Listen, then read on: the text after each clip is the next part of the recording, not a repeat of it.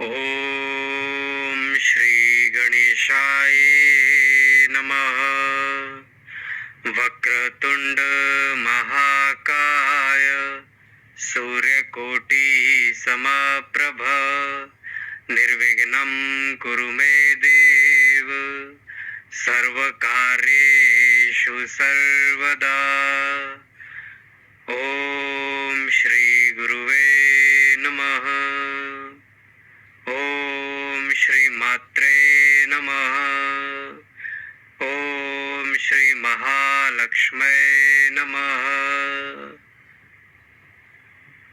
सर्वमंगल मांगल्ये शिवे सर्वार्थ साधिके शरण्ये त्र्यंबके गौरी नारायणी नमोस्तुते। ओम जयंती मंगला काली भद्रकाली कपालिनी दुर्गा क्षमा शिवा धात्री स्वाहा स्वदा नमोस्तुते। ओम शांति शांति शांति।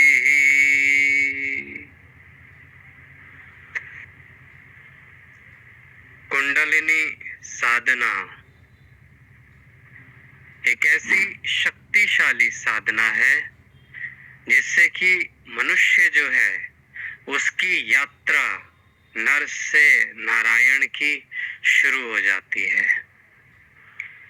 चाहे भक्ति योग हो, चाहे शाक्त परंपरा हो, चाहे शैव परंपरा हो, चाहे वैष्णव परंपरा हो, चाहे नाथ संप्रदाय की परंपराएं क्यों ना हो, कोई भी साधना है वो सब आपकी कुंडलिनी को जागृत करती है। बिना कुंडलिनी के जागरण के आप साधना में सफलता प्राप्त कर ही नहीं सकते। जो श्री सूक्त की साधना है उसमें भी कुंडलिनी जागरण की प्रक्रिया होती है।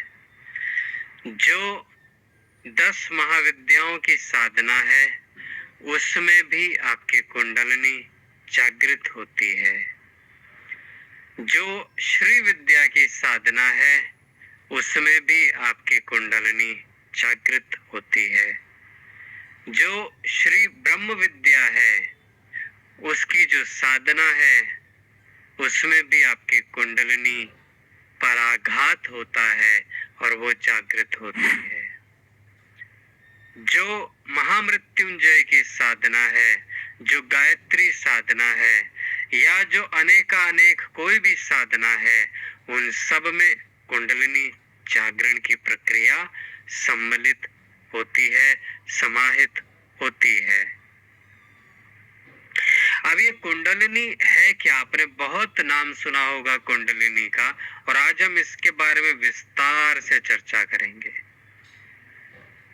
कुंडलिनी शक्ति आपकी शक्ति है, आप ही का एक अंश है, एक आत्मा की शक्ति है जो कि जन्म जन्मांतरों से सुप्त अवस्था में है। मनुष्य के अलावा किसी और योनि में कुंडलिनी जागृत नहीं हो सकती, ना ही की जा सकती है। ये सिर्फ एक मनुष्य को अधिकार है कि वो अपनी कुंडलिनी को जागृत कर सकता है। कुंडलिनी को कहा जाता है माँ भगवती, माँ भैरवी, माँ चिति शक्ति, माँ जगत जननी। और जो आप कहते हो कि देवता कहाँ रहते हैं, आज की साधना से आपको मालूम होगा कि आपके देवता किन किन चक्रों में रहते हैं, कौन कौन सी पेटल्स पे रहते हैं। जब हम कुंडलिनी साधना की आज एडवांस साधना करेंगे, क्योंकि अभी तक जो आपने सीखा वो आपने 70 से ज्यादा मेडिटेशन सीखी जिसको विज्ञान भैरव तंत्र कहते हैं, जो कि भगवान शिव और माँ पार्वती के बीच का संवाद है। और भगवान शिव अनेक विधियों के द्वारा बताते हैं कि ध्यान में गहरे कैसे उतरा जाता है, और वो विज्ञान भैरव तंत्र क्या है, उसका ज्ञान भगवान शिव माँ भगवती को देते हैं। लेकिन जो कुंडलिनी साधना है उसका लेवल 1 और लेवल 2 आज आप सीखोगे, और लेवल 3 श्री सूक्त के लेवल 1 में मैं आपको सिखाऊंगा, और लेवल 4 कुंडलिनी साधना का श्री सूक्त के लेवल 2 में मैं आपको सिखाऊंगा। तो ये जो कुंडलिनी है इसको शास्त्रों में कहा गया है कि एक सर्प है जो 3.5 कुंडल स्वयंभू शिवलिंग पर है। अब ये स्वयंभू शिवलिंग कहाँ है? ये है आपके मूलाधार चक्र में। तो मूलाधार चक्र में स्वयंभू शिवलिंग है जिसमें आपकी कुंडलिनी शक्ति एक सर्प के समान, जैसे सर्प कुंडल मारता है ठीक वैसे ही, इसलिए इसको सर्पणी भी कहते हैं, ठीक वैसे ही 3.5 कुंडल मारे ये आपकी सर्पणी माँ भैरवी, जिसको सरपेंट पावर भी कहते हैं, ये आपके भीतर सुप्त अवस्था में रहती हैं। और जब साधक बहुत ही गहरे ध्यान की अवस्था में जाता है या उसके पिछले जन्मों के कई पुण्य इकट्ठा होते हैं और वो जागृत होते हैं, तो ये कुंडलिनी शक्ति जागृत होना शुरू होती है।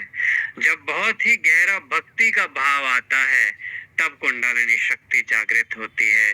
जब गुरु शक्तिपात करता है, गुरु शिष्य परंपरा से संकल्प के माध्यम से किसी को टच करके, तो कुंडलिनी जागरण की प्रक्रिया की शुरुआत होती है। और जब ये कुंडलिनी जागृत होती है तो आपकी चेतना का विस्तार होता है, जो भी नेगेटिविटी आपके चक्रों में स्टोर्ड है उन सब का रिलीज प्रोसेस स्टार्ट होता है और मनुष्य एक दिव्य मनुष्य बनना शुरू हो जाता है।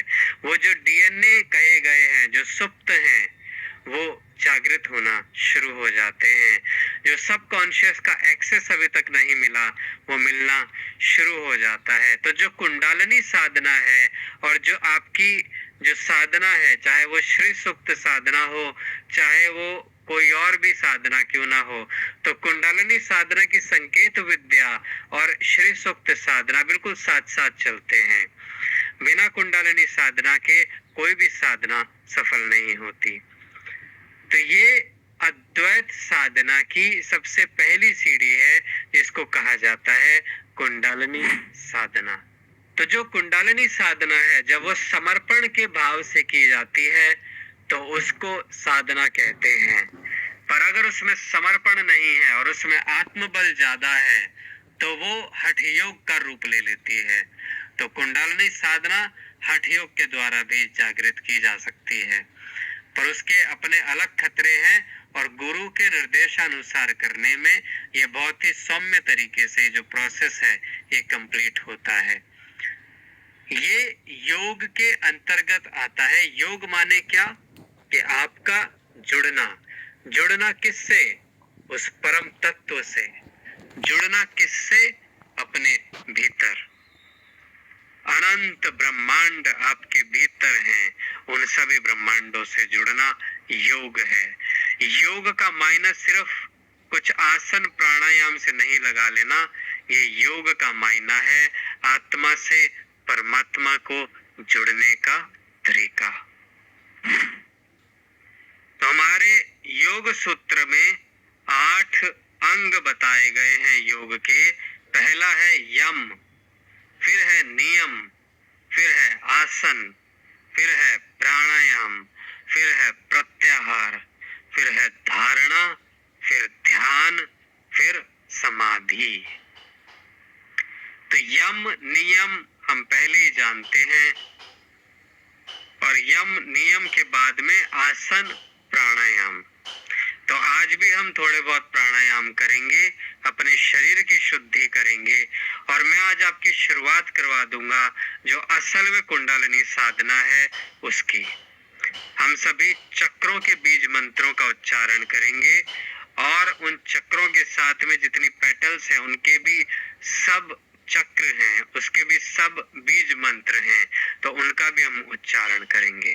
और आगे आने वाले लेवल 3 और लेवल 4 में जो मैं आपको श्री सूक्त के साथ में सिखाऊंगा, उसमें इनके भीतर कौन कौन से देवी देवता स्थापित हैं उसके बारे में भी हम विस्तार से जानेंगे।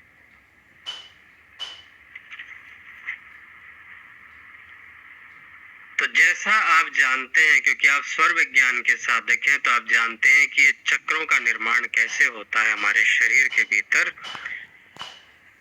ईड़ा, पिंगला और सुषुम्ना नाड़ी है। सुषुम्ना बिल्कुल जैसे आपकी रीढ़ की हड्डी है, वैसे ही प्राण शरीर में आपकी सुषुम्ना नाड़ी होती है, जो आपकी रीढ़ की हड्डी के बिल्कुल साथ साथ चलती है। और इसके बिल्कुल दाएं और बाएं तरफ ईड़ा और पिंगला नाड़ी चलती है। तो जहां जहां पे नाड़ियां मिलती हैं, वहां पे एक चक्र का निर्माण होता है। चक्रों को कहा जाता है एनर्जी सेंटर्स, एनर्जी पॉइंट्स। तो ये जो चक्र हैं, जैसे अब मूलाधार चक्र है, मूलाधार चक्र के अपने इमोशंस हैं, स्वादिष्ठान चक्र के अपने इमोशंस हैं, मणिपुर चक्र के अपने इमोशंस हैं। तो जो भी आप सोचते हो, ये सब कुछ जो इमोशंस हैं, जो एनर्जी पैटर्न्स हैं, ये आपके इन चक्रों में स्टोर्ड हो जाते हैं। तो वैसे तो इन चक्रों पे देवी देवताओं का स्थान है, उनके बीज मंत्र हैं, लेकिन हम अज्ञानतावश अपनी नेगेटिव थिंकिंग के कारण, नेगेटिव इमोशंस के कारण इन पेटल्स पे, इन चक्रास पे, इन एनर्जी सेंटर्स पे अपनी नेगेटिविटी को हम स्थापित कर देते हैं, अपनी नेगेटिविटी को हम स्टोर कर देते हैं। तो इसीलिए बोला जाता है कि ये जो चक्र हैं, जो एनर्जी पॉइंट्स हैं, ये ब्लॉक हो गए हैं। तो इसी के थ्रू आपकी जो है ऑरा बनती है। ऑरा आपकी कुछ और नहीं है, जो चक्रास की जो एनर्जी है, ये जो आपके स्थूल शरीर की जो एनर्जी है, जो आपके प्राणमय कोश की जो एक एनर्जी है, जो आपके मनोमय कोश की जो एनर्जी है, जो ज्ञानमय कोश की आपकी एनर्जी है, जो आनंदमय कोश की जो आपकी एनर्जी है, यही ऑरा बनाती है। तो ये जब चक्र आपके ब्लॉक होते हैं, तो आपकी जो ऑरा है वो भी स्कैटर्ड हो जाती है, उसमें भी ब्लॉकेजेस आ जाती है। तो ये जो चक्रा हीलिंग कही गई है, ये चक्रा हीलिंग कुछ और नहीं, ये कुंडलिनी साधना का ही एक अंश है। इसमें जैसे आप अपने बीज मंत्रों का उच्चारण करते हो और अपनी भावना शुद्ध रखते हो, तो आपकी चक्रा की हीलिंग अपने आप हो जाती है। क्योंकि जो नेगेटिविटी आपने स्टोर करी है, जैसे आप इनके बीज मंत्रों का जप करते हो, तो वो नेगेटिविटी वहां से रिलीज होना शुरू हो जाती है, और बीज मंत्र की जो पॉजिटिविटी है वो वहां पे स्थापित हो जाती है। तो इस वजह से आपकी जो चक्रा की जो हीलिंग है वो स्टार्ट हो जाती है, चक्रा की जो क्लींजिंग है वो स्टार्ट हो जाती है। तो आज हम भी चक्रा हीलिंग करेंगे, चक्रा क्लींजिंग करेंगे और कुंडलिनी साधना भी करेंगे। तो जैसे आप कुंडलिनी साधना में प्रवेश करोगे, चक्रा हीलिंग, चक्रा की क्लींजिंग अपने आप स्टार्ट हो जाएगी। और ये इतनी गहरी अवस्था आती है कि इसमें आपका जो तंद्रा का लेवल है वो बहुत ज्यादा हाई हो जाएगा।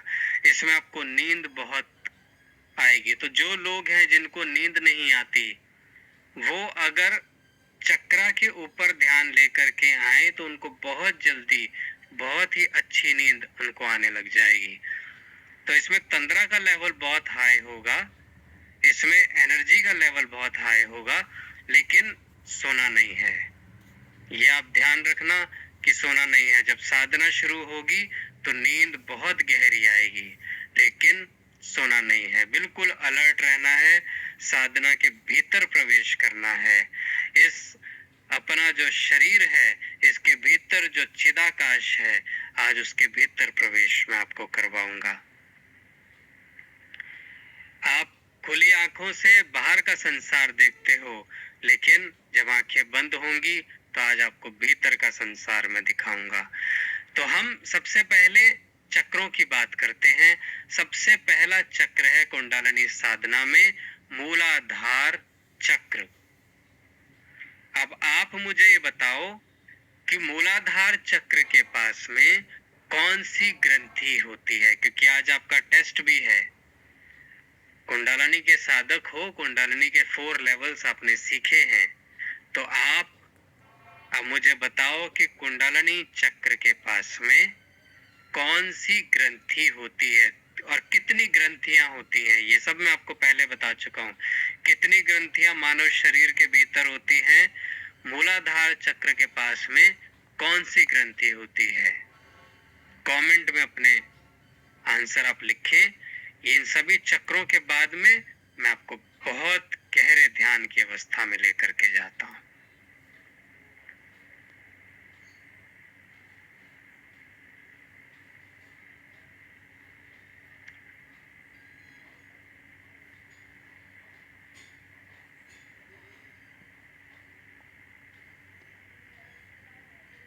जल्दी जल्दी लिखो, कौन सी ग्रंथि होती है मूलाधार चक्र के पास में।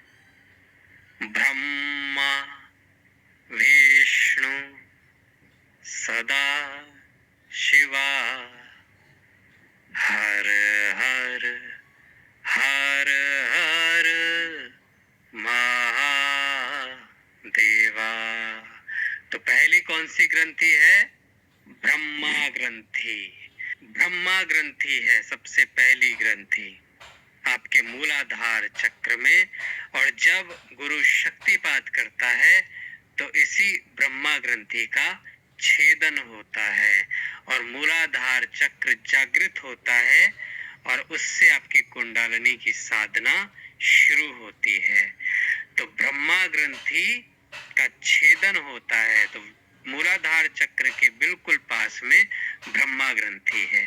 तो ब्रह्मा ग्रंथि के बाद में मूलाधार चक्र, ये आपका बेस चक्र है। मूलाधार चक्र कौन से कलर का होता है? कलर बताओ मूलाधार चक्र का। और बीज मंत्र बताओ मूलाधार चक्र का। मूलाधार चक्र का कलर कौन सा होता है और मूलाधार चक्र का बीज मंत्र कौन सा होता है? बिल्कुल सही, मूलाधार का लाल कलर होता है और बीज मंत्र होता है लम। दूसरा चक्र जो है वो है स्वादिष्ठान चक्र। मेरे साथ में बोलेंगे, स्वादिष्ठान चक्र। स्वादिष्ठान चक्र, स्वादिष्ठान चक्र का कलर बताओ और स्वादिष्ठान चक्र का बीज मंत्र बताओ। बिल्कुल सही, स्वादिष्ठान चक्र का ऑरेंज कलर होता है और इसका बीज मंत्र होता है वाम। तीसरा जो चक्र है वो है मणिपुर चक्र। मणिपुर चक्र का कलर बताओ और मणिपुर चक्र का बीज मंत्र।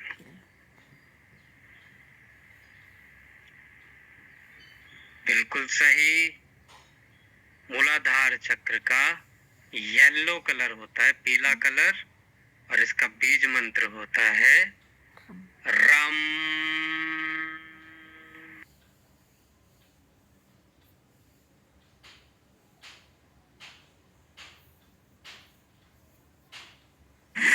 अनाहत चक्र। अनाहत चक्र, अब इसमें बताओ कि अनाहत चक्र में कौन सी ग्रंथि है? पहली थी ब्रह्मा ग्रंथि, अब कौन सी ग्रंथि है अनाहत चक्र के पास में? और कौन सा कलर है और कौन सा बीज मंत्र है? ग्रंथि है विष्णु ग्रंथि।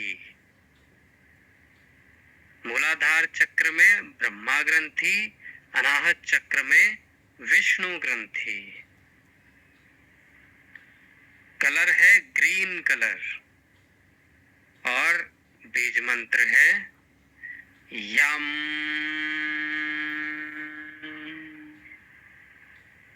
फिर है विशुद्धि चक्र। विशुद्धि चक्र का कलर बताओ, विशुद्धि चक्र का बीज मंत्र बताओ।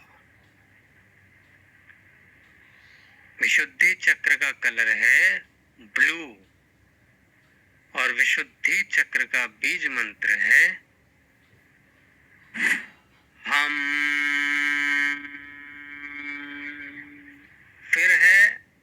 आज्ञा चक्र, जिसको आज्ञा चक्र भी कहते हैं, आज्ञा चक्र की ग्रंथि बताओ, आज्ञा चक्र का कलर बताओ और उसका बीज मंत्र बताओ।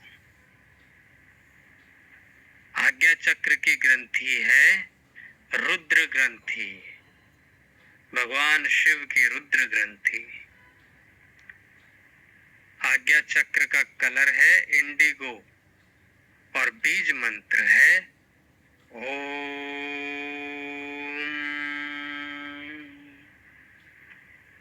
अब है सहस्त्रार चक्र। सहस्त्रार चक्र का बीज मंत्र बताओ और सहस्त्रार चक्र का कलर।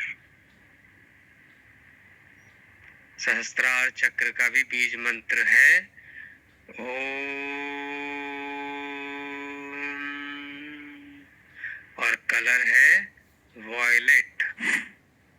अब वापसी से हम मूलाधार चक्र पे आते हैं, क्योंकि जो हमारे चक्र हैं उसमें ऐसा नहीं है कि सिर्फ देवी देवता स्थापित हैं। जो 7 लोक बताए गए हैं उसका भी एक्सेस आप अपने चक्रों से ले सकते हो। जो गायत्री मंत्र है उसके जो प्रथम 3 अक्षर हैं उससे आपके पहले 3 चक्र एसोसिएटेड हैं। ओम भूर्भुवः स्वः, यही से शुरुआत होती है गायत्री मंत्र की। तो जो आपका मूलाधार चक्र है वो भूलोक से संबंध रखता है, इस पृथ्वी से संबंध रखता है। स्वादिष्ठान चक्र जो है, स्वादिष्ठान चक्र जो है वो भुवर लोक से संबंध रखता है। मणिपुर चक्र स्वह लोक से संबंध रखता है। अनाहत चक्र जो है आपका वो महर लोक से संबंध रखता है। विशुद्धि चक्र जो है वो जन लोक से संबंध रखता है। आज्ञा चक्र जो है वो तप लोक से संबंध रखता है और सहस्त्रार चक्र जो है वो सिद्ध लोक से संबंध रखता है। एक बार एक साधक ने अपने गुरु से पूछा कि जब मैं गहरे ध्यान की अवस्था में था और जब मैं अपने हायर के लोकों में प्रवेश करता हूँ तो आप मुझे इस धरा पे भी साधना करते हुए दिखे थे, और जब मैं जनलोक में गया अपने अनाहत चक्र में मैंने प्रवेश किया तो उस समय भी आप मुझे साधना करते हुए दिखे। तो उसके गुरु ने उसको कहा कि हम मल्टी डायमेंशनल बीइंग हैं, मैं यहाँ भी हूँ और मैं जनलोक में भी हूँ, और जब तुम तपलोक में जाओगे तब भी मैं तुम्हें मिल जाऊंगा। तो ऐसा नहीं है कि मैं सिर्फ धरती पर रहता हूँ, तुम जिस लोक में जाओगे उन सभी लोकों में मेरा एक्सेस है, और मैं जिस भी लोक में चाहूँ उस लोक में मैं अपना एक्सेस कर सकता हूँ। तो ये साधना की बातें हैं। जैसे जैसे आप साधना के और भीतर गहरे उतरते जाओगे तो आप अनेक रहस्यों को जान पाओगे। ये स्थूल शरीर की लिमिटेशंस हैं, लेकिन प्राण शरीर की और मन शरीर की कोई लिमिटेशन नहीं है। प्राण शरीर से आप बहुत सारे डायमेंशंस पे ट्रेवल कर सकते हो, मन शरीर से आप बहुत सारी हायर डायमेंशन में ट्रेवल कर सकते हो, और ये सब कुछ संभव है जो हमारे शास्त्रों में लिखा है। एस्ट्रल ट्रेवल और टाइम ट्रेवल, ये सब कुछ संभव है। टाइम ट्रेवल तो कुछ भी नहीं है। हमारे शास्त्रों में तो यहाँ तक लिखा है कि जो महाभारत का युद्ध आपने उस समय देखा था वो अभी आप वर्तमान में भी देख सकते हो। जो राम रावण का युद्ध है वो आप वर्तमान में भी देख सकते हो, बस आपको उस डायमेंशन में प्रवेश करना है। वो युद्ध आप आज अभी होता हुआ भी देख सकते हो। तो इन सब बातों से भ्रमित नहीं हो जाना। जो आप सोच सकते हो वो आप साधना के माध्यम से कर सकते हो। और अभी तो कई स्थिति तो साधकों की ऐसी भी आती है कि जब वो डीएनए एक्टिवेट होना शुरू होते हैं और जब वो एक एक डीएनए को ओपन कर करके उसके भीतर जो मेमोरी छिपी हुई है उसको जब एक्सेस करना शुरू करते हैं तो न जाने कितने पुराने साल कभी वो एक्सेस कर पाते हैं। जो आपकी बुक्स में लिखा है, जो आपकी किताबों में लिखा है, स्टोन एज है, ग्रीक माइथोलॉजी है, इन सब का आप एक्सेस कर पाते हो। जो पिरामिड्स के स्ट्रक्चर हैं उनके भीतर कौन से सीक्रेट छुपे हैं, उन सब का एक्सेस, उन सब की सभ्यता आपके डीएनए में छुपी हुई है। और जैसे जैसे आप उन एक्सेस करते हो उन सब डीएनए का, तो वो सब आपके भीतर जो ज्ञान है वो जागृत होना शुरू हो जाता है। तो कुंडलिनी साधना के बारे में जो ये कहते हैं कि बहुत डर है इसमें, वो डर हमेशा अज्ञानता का होता है। जिसको ज्ञान है कि कुंडलिनी साधना को कैसे जागृत किया जाता है, उसके लिए डर नहीं है। वो तो एक क्षण भर में कुंडलिनी आपकी पूरी जागृत कर देगा, लेकिन धीरे धीरे, धीमे धीमे, एक साधक के भांति हर एक क्षण को आप अनुभव करो, हर एक शक्तिपात को आप अनुभव करो, और अपनी कुंडलिनी साधना को स्वयं जागृत करते हुए माँ भैरवी को, जो यहाँ पे शिव का स्थान है सहस्त्रार चक्र में, वहां तक लेकर के आओ। तो ये पूरी नर से नारायण की जो यात्रा कही गई है, वो कुंडलिनी साधना से संबंध रखती है। और जो कुंडलिनी साधना की अभी मैंने आपको बात बताई कि इसके अनेक मार्ग हैं जागृत करने के लिए, क्योंकि कुंडलिनी साधना का इतना प्रचार प्रसार है कि कुंडलिनी साधना जागृत करनी चाहिए। वो क्यों जागृत करनी चाहिए, उसके पीछे भी एक लक्ष्य है। क्योंकि जो आपकी लिमिटेशंस हैं, आपको उनको ब्रेक करना है। हर एक मनुष्य के भीतर ये अभिलाषा होती है कि इस संसार के बाहर की जो चीज है मैं उसको भी एक्सपीरियंस कर सकूं, मैं अपने भीतर को एक्सपीरियंस कर सकूं, मैं अपने आप को, अपनी एनर्जीज को एक्सपीरियंस कर सकूं। तो इन सब चीजों को एक्सपीरियंस करने का जो माध्यम है वो है कुंडलिनी साधना। कुंडलिनी साधना स्वयं माँ भगवती है, आप ये मान करके चलें।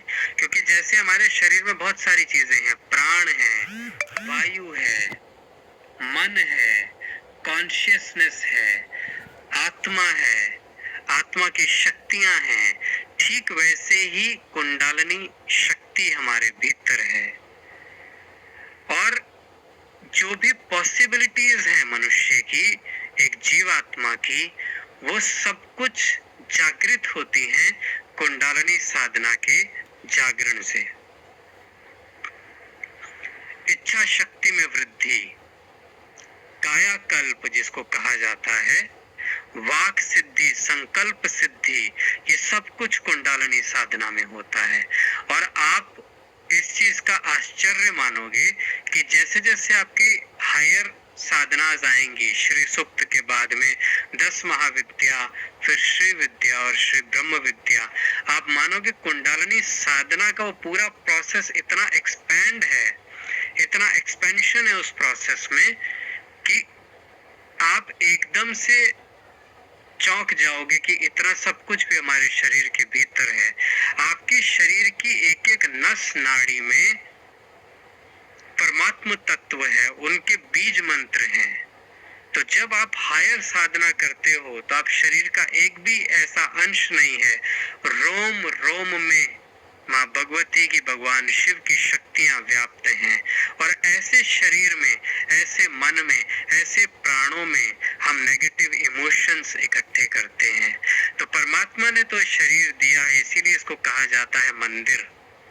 तो परमात्मा ने ये शरीर दिया है अपनी एनर्जीज को स्टोर करने के लिए, लेकिन हम इसमें अज्ञानतावश स्टोर करते हैं नेगेटिविटी, हम इसमें अज्ञानतावश स्टोर करते हैं अपने डार्क इमोशंस, हम इसमें अज्ञानतावश स्टोर करते हैं नेगेटिव इमोशंस। नेगेटिव इमोशंस से नेगेटिव सर्कमस्टांसेस बनते हैं, और फिर जब वो हमारे जीवन में आते हैं तो हम ये सोचते हैं कि किसने क्रिएट की, ये तुमने क्रिएट किया। जीवन में जो भी कुछ हो रहा है ये सब कुछ तुमने क्रिएट किया, भले ही अज्ञानतावश किया, लेकिन किया तुमने ही। इसीलिए कोई सक्सेसफुल है, कोई अनसक्सेसफुल है, सारी अपॉर्चुनिटी सबके लिए हैं, फिर भी कोई सब कुछ कर जाता है अपने जीवन में, कोई अपने जीवन को सार्थक कर जाता है, और कोई अपने जीवन में कुछ भी नहीं कर पाता। ये सब कुछ जो भी बाहर का जगत आप देखते हो, ये सब कुछ आपने उत्पन्न किया है। और इस कुंडलिनी साधना की प्रक्रिया से आपके भीतर जो है वो कॉन्शियसनेस, जो डिवाइन प्ले है वो स्टार्ट होता है और आप हर एक चीज को विटनेस करना शुरू कर देते हो। तो आज की साधना से आपकी कुंडलिनी साधना की प्रक्रिया स्टार्ट हो रही है और लेवल 3 श्री सुक्त के लेवल 1 में सिखाऊंगा। लेवल 4 जो है कुंडलिनी साधना का, वो श्री सुक्त के लेवल 2 में मैं आपको सिखाऊंगा। तो अब हम कुंडलिनी साधना के कुछ प्राणायाम शुरू करते हैं। प्राणायाम में सबसे पहले आप पूरी श्वास लो, पूरी श्वास निकालो। बिल्कुल सीधे बैठेंगे, पूरी श्वास लेंगे, पूरी श्वास निकालेंगे। अब से लेकर के कम से कम 1.5 से 2 घंटे आप बिल्कुल फोकस्ड रहेंगे। जो जो मैं आपको बोलूंगा आप उस गाइडेंस के अंतर्गत सब चीजें मेरे साथ साथ करेंगे। तो बिल्कुल सीधे बैठेंगे, कमर, पीठ, गर्दन बिल्कुल सीधी हो।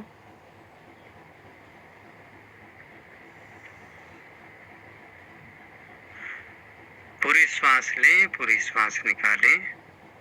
Take full breath in and full breath out. श्वास लेंगे तो पेट फूलेगा, श्वास बाहर निकालेंगे तो पेट पिचकेगा।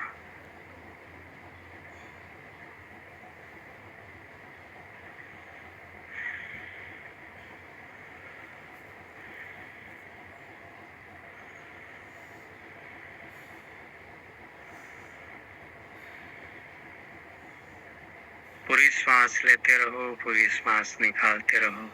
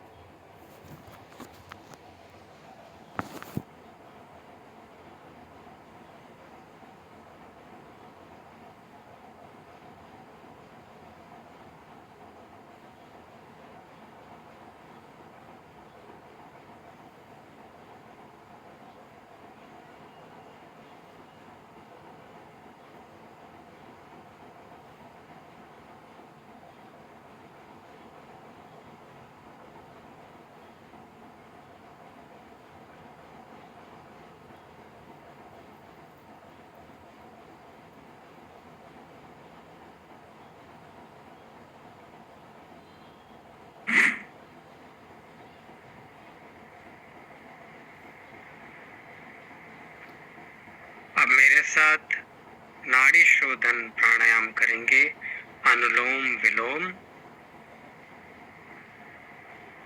अपनी दोनों अंगुलियां अपनी आज्ञा चक्र पे रखेंगे। दाहिने हाथ के अंगूठे से दाहिनी नासिका का छिद्र बंद करेंगे